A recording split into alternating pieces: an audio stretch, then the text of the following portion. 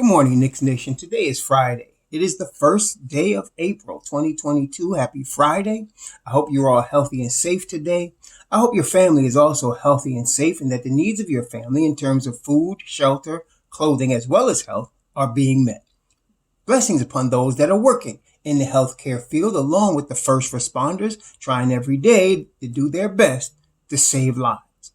Blessings upon those that pick up garbage for us to keep streets and sidewalks clean, and those that make deliveries for our convenience, and double blessings on the men and women trying to rescue, help deliver the victims of child molestation and pedophilia, the victims of child pornography, the victims of pornography, the victims of child prostitution and prostitution, the victims of sex slavery, the victims of human trafficking, and double curses on the perpetrators, the perverts, and the profiteers that traffic in human misery for money and perverted pleasure. Also, finally, blessings upon the homeless. There are nearly 600,000 men, women, and children that are homeless in the United States right now, and there are millions around the world in similar or worse conditions. Blessings upon them, for theirs is the kingdom. Today, I want to talk about E.J. Liddell as a Knicks prospect. The reason is because he's lower in the first round. And if the Knicks are out now, to me, and I think to a lot of you, I would not mind the Knicks trying to move into the top 10 because all of the players that I think would fit for the Knicks are in the top 10. After that, it gets iffy. Okay. Even now, my man Tari Eason is listed in the top 10 on Tankathon. So I would like the Knicks to try to trade up. But going from Leon Rose's history, he doesn't do that, or at least he hasn't shown a tendency, put it that way. It's the opposite with him. He'd rather trade down and pay cheaper for the players. But, and I also remember I talked about this a few weeks ago, that this was a power forward rich draft in terms of the talent level. Power forward and then a little bit of wing also. But, and some of y'all say, well, we have a lot of power forwards. And I mentioned to y'all then, before all of this recent stuff, and I want to get into the Julius Randle thing again for a second before we continue. But I mentioned to y'all then that Julius Randle could possibly be traded this summer and that it would be good to get a really talented power forward to play behind Obi. I did say that. And now I think we can understand why. Now, before I get into that, let me address, and I don't know if y'all caught this, but something happened the other day that, as I thought about it, really bothered me. And I want to address it with y'all to see if y'all saw the same thing. So Julius Randle came in the press conference after the game this past Wednesday and stated that he was concerned for his son. He brought up his son in terms of the boos at Madison Square Garden, saying his son didn't understand. And he was concerned with how his son would see that. Now, was he concerned when he was pushing Cam Johnson and going after him with what his son would see on the video? Was he concerned when he slapped the assistant coach's laptop when he was trying to show him something, that his son would see that? Was he concerned when Rudy Gobert, was just being friendly and he pushed away Rudy Gobert with a smirk and an attitude? Was he concerned when he was stomping after refs and yelling in their face?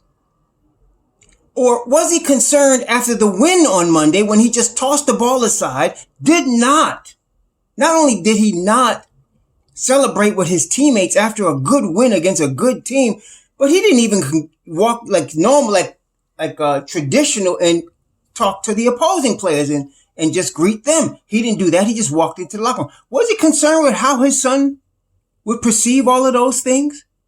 You see, brothers and sisters, let me just say this. The boos didn't come because Madison Square Garden just is a bad people. The boos came because of Julius Randle's attitude, his lack of effort, and his terrible, terrible demeanor on the court and with his own teammates. That's why the boos came. You see, brethren, I have made mistakes in the past. And sometimes I've done it in front of my children. And I have apologized to my children. Daddy was wrong when he yelled like that to that person or those people. And I shouldn't have acted like that. And I don't want you to repeat my behavior. In fact, one time I flew my son from Minnesota to where I lived at the time to New Hampshire just to apologize to him to his face for things that I had said and done in front of him. And I feel like, and I've always taught my children, that's what a man does. He admits when he's wrong. So instead of coming to the press and trying to put his son in front of him to protect him from stuff that he does, maybe he should sit his son down and say, I want you to see all this. And I want to tell you, I have to apologize to you, son, because daddy wasn't acting right. And that's why you hear the fans booing. Maybe he should have did that instead of using his son as a shield to protect his bad behavior. I mean, did y'all see that? I mean, tell me if I'm wrong now. I have no problem. If I'm wrong, I'll admit it. But that's what I saw. So in other words, he should give lack of effort. He should sulk. He should remove himself from his teammates. He should disrespect his teammates, his assistant coaches, and the refs. And then he should put his son in front of him saying, don't boo me. If there was a last straw for me, that was it right there. When he said, I want to help the Knicks win a championship, I thought to myself, I almost laughed. I said, wait. You mean as the number one option, you're going to help the Knicks win a championship? Like how is this going to happen? And again, I saw him earlier this year. It was earlier when Kemba Walker was first playing in the lineup that he said, this one's on me. But over the course of the season, he has less and less taken responsibility for his role in this disappointing season we have had. And Tom Thibodeau has not taken any responsibility for how this season has turned out. Like zero. I mean, if I didn't say it before, I said he's got to be traded this summer. He's done. He's done. And I want to see what happens. I want to see what happens when, now that the Knicks are officially eliminated from playoff contention. I want to see what happens Saturday. After, I'm not going to watch the live game, but after the game, I want to see what happens that game Saturday and Sunday. I want to see Tom Thibodeau try, because you know what? I really believe, I told y'all in the last video, I'm not buying all of that crap he pushed it out there. I could get a shovel and push that bull crap. It was so much. I'm not buying, I want to win a championship in New York. I'm here. I'm built for this. I'm not buying it. He's not built for this. The thumbs down thing, did his son see that? And they asked, what does it mean? It means shut the F up. Did his son see that? No, he's got to go. He's got to go. So yes, we're looking at power forwards. And if we could get a Jabari Smith or a Paolo, yeah, we need to trade up and get him. And if it means trading Julius Randle, oh, for sure, trade up and get him. Okay. So yeah, there's a problem, New York. There's a problem. It's Julius Randle is the problem. Let's not even sugarcoat it. Okay. Yeah, there's a lot of issues, but you know what? A lot of those issues goes away with the absence of Julius Randle. Again, one thing that's the theme this year that I've been kind of saying, a lot of y'all understand, the Knicks could get better there's addition by subtraction. What does that mean, addition by subtraction? That means you get rid of players. You don't necessarily have to add any more talent and your team will improve. That's an addition by subtraction. So you subtract Julius Randle, you subtract Kemba Walker, right? You subtract Nerlens Noel, okay? You subtract these players and your team will get better. That's addition by subtraction. And that's the situation. I don't care what we get for Julius Randle. I'm not looking for no star. I'm looking for an expiring deal and some picks. And give me a bag of chips with that and it's done. Let them make the salaries match. That's all. And as we know now, there's several teams out there that can handle that. There's New Orleans with Zion, if they want to, because Zion want to come to New York. That's my feeling. I think he strongly want to come to New York. I don't think he even care what New Orleans think about it. But we're gonna find out this summer. There's Oklahoma City. There's Dallas. There's Portland. I don't care. I told y'all earlier this year I would take him for Larry Nance. That's how I was feeling at the time. Some of y'all was laughing. But unfortunately, and I hoped I was wrong, but unfortunately it has gotten worse. Here, this cat is pushing his little boy in front of the whole media, saying, don't boo me because my little boy sees it. Stop acting like an a-hole. And nobody would boo. Anyway, E.J. Liddell, 6'7". He's going to be almost 22 years old when the draft comes. E.J. Liddell, for some of you old heads like me, don't trip when I say this, but it's true. I believe it. E.J. Liddell is post-back surgery Larry Johnson. That's who he is. And I stress the post-back surgery. What do I mean? If you saw Larry Johnson before he had the back surgery, that cat, he was a game-changing, franchise-altering player before the back surgery. But then he had the back surgery and he had to change his game. Why? Because he did not have the explosiveness. That was what made him, he was 6'7", about 250, all muscle, but he could spring. He had springs on it, right? And he was a post type play, even though he was undersized because of the athletic ability that he had.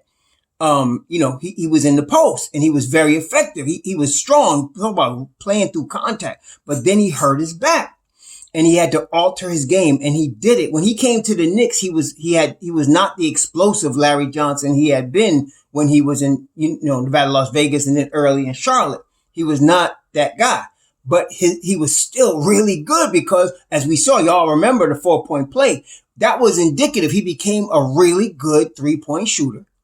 And he changed his post moves the way Jordan did. Like, if you remember, like Jordan was explosive. He didn't lose any explosiveness, but when he got older, he started developing really, really good footwork and post moves, Hall of Fame level. And that's what Larry Johnson did, so that he didn't have to use as much energy and athletic ability as he did when he was before the back surgery. That's E.J. Liddell. E.J. Liddell is Larry Johnson post back surgery. He can shoot the three. He's very efficient, 37% from three on 4 attempts, 49% from the field, 8 rebounds, 19 points a game. He can play inside. He can play through contact. He's strong, but he's not like the explosive athlete. Okay. He's got a 7-foot wingspan and he uses it. So defensively, he's not, how can I say this? His foot movement is not elite. He's not an elite defender in open space, but with the length, he can bother people with that length. He can bother a ball handler with that length. And of course, he's a really good help defender, coming from the weak side with that length. Deceptively so, because he's 6'7", you think he's undersized, but when he stretches that wingspan, it's like he's 6'10". Okay. And so, he's a good help defender. This guy's a really solid, just like Larry Johnson. When Larry Johnson, if you remember, when he came to the Knicks, he was one of everybody's favorites. All-time favorite, Nick, one of them, guys that you always let, because low post moves, tough on defense. You could put him on bigger guys, remember the fight with Zoe Morning?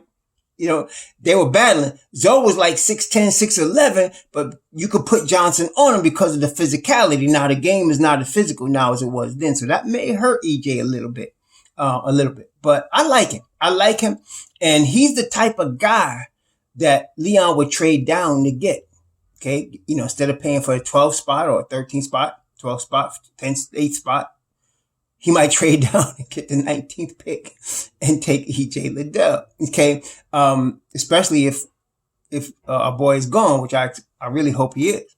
So, that's what I like him. Heart. He got a big heart, plays with heart. We always appreciate that. Lunch pail, like that Charles Oakley lunch pail. Bring your lunch pail, do the dirty work type of dude. He's not a superstar, but he's a piece for a good playoff team. Okay. And And he has nice low post moves, as I said, nice footwork on the low post, but he's not going to be able to, I was going to say he's not going to be able to get away with all of that in the NBA, but everybody has to adjust to the NBA. Every college player has to adjust to the NBA. And I think he will be able to do that. He's really strong, 240 pounds. Okay. So he can bang down low. No problem.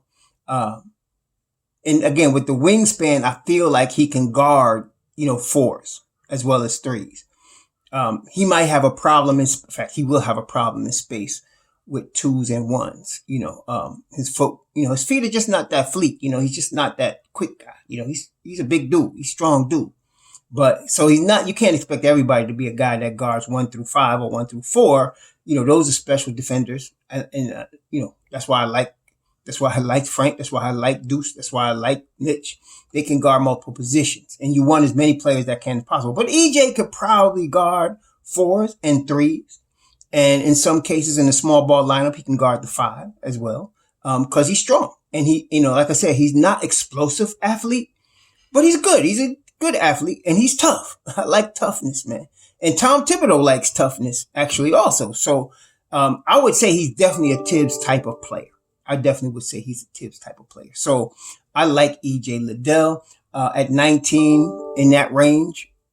Good pick, value pick to me, value pick at that spot. And that's the type of dude, if we did trade Julius Randle, he could back up Obi Toppin. Okay. And I like that. We'd have a Cam Reddish. We'd have Grimes. We'd have EJ Liddell. We still would have, D Rose, IQ, Deuce. I like that. No matter what combination you put as the second unit and you put on the first unit, I like all of that interchangeable parts, So I like him.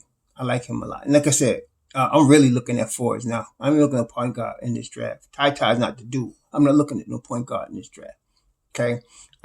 There's no franchise altering point guard available this year. Those guys are few. There's no Kyle Lowry. There's no CP3 available this year. You get a Brunson and this is to show you what the market is like. Brunson will cost you $80 million, and Brunson was coming off the bench for Dallas and he's starting now, but he's not an $80 million guy, right? But that's the market, right? So that's why I said, it's really bothering me that I'm hearing all of these commentators talking about the Knicks need for a point guard and nobody's talking about Deuce McBride. Maybe that's because I just think very highly of Deuce McBride. Okay, fine. I always believe the cream rises to the top. I think between McBride and IQ, we got our point guard answer already. Okay. Everybody's looking for a superstar because they're thinking every year the Knicks. See, this is a different mindset when you're thinking every year you want the Knicks to win the championship and you're disappointed if they don't. Versus you understand you're in year 2 of a rebuild and you're trying to get to the next step of the rebuild. That's the way I'm thinking. I'm trying to get to the next. I'm not saying they're going to go to the finals next year. Okay. I was really hoping they would go to the Eastern Conference Finals this year if Randle played at the same level. If Kemba played at 19 points per game, Kemba. And if Evan started off the year and played and wasn't so horrible on defense, but all of those ifs gone, right? And I had to even have that water splashed on my face and say, wait, y'all ain't ready for none of that. So we going to the next stage of the rebuild, year 3. Okay. And really we are in year 2 because we missed year 2 this year with all of the crap the veteran trying to win now, think we're going to win the championship, go to play or whatever, right? So we really be back on year 2. We took a step back. So the championship change the world point guard is not there unless you're trading for a DeJounte Murray or Shai Gilgeous-Alexander. Let me stop you right now. They're not coming here. They're not available. Okay. I don't know why y'all think that a team that has a Shai Gilgeous-Alexander is going to trade him for anything at age like 23 and they just paying him $100 million. Why do y'all think they would even entertain trading him? And what does the Knicks have that can compensate them for him? We don't have nothing. Okay. So no, that's not going to happen. That's just like delusional. But to be honest with you, the most delusional person in Knicks Nation right now is Julius Randle. But aside from that, no. Shai Gilgeous-Alexander is not walking through that door. DeJounte Murray is not walking through that door. Damian Lillard is not walking through that door. You're going to hear a lot of rumors about all of these guys because the NBA 2K crowd will feed on your dreams. But none of those guys are walking through that door. None of them. Okay? You're not getting those guys. So realistically, the franchise changing point guard is not available this year. I don't want us to overpay for a guy that in another year, like in a different season, a different market, would probably get the mid-level exception instead of $80 million. Yes, okay? We already got 2 kids that I really think we should just develop in year 2 of our rebuild and just, move forward. If some franchise altering point guard, let's say LaMelo Ball in 3 years refuses to sign the extension and says, I want to go to New York. Hey, we could talk at that point, right? We could talk. All right. But by then, the reason that would happen is because all of these kids have now developed and LaMelo says, man, if I'm in the point guard spot there, we could go to the chip. That's what you want. That's not going to happen this summer. It's not going to happen the following summer. Look longer term. Don't let all of these guys, and you know what? I'm going to give props to Berman. Berman was right about Julius Randle. And Ian and them were following the company line. I got to say how it is. I'm going to be 100. I love Ian Begley. He's one of my 3 wise men. But he's following the MSG company line. Berman's telling you what's going on right now. So I got to give him. But Berman's still a drama queen. And he still talked that we got to get that franchise altering point guard or we fail thing. No, we don't need that. Okay? We just need to stay the course and develop. All right? So with that in mind, I like EJ Liddell. I like him late in the first round. If Leon wanted to trade down and get him, fine. If he could trade up and get rid of Randle to get in the top 10, let's do that. Okay? Y'all have a good Friday. Have a good weekend. Shalom.